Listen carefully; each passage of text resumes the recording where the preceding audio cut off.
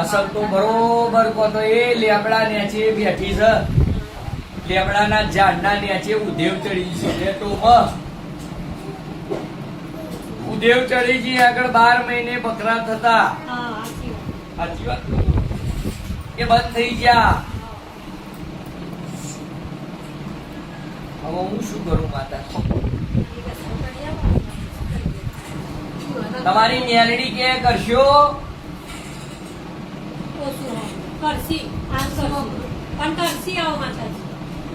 તમારે બેન આવું પડશે. તાર બાપાને કેવું પડશે બરોબર હાલવું પડશે. હાલશે આવા અહીં પેડા ખાઉં છું તો નહીં ખાતી. આ બે બૈરો કના હતો ડોશી. બે બૈરો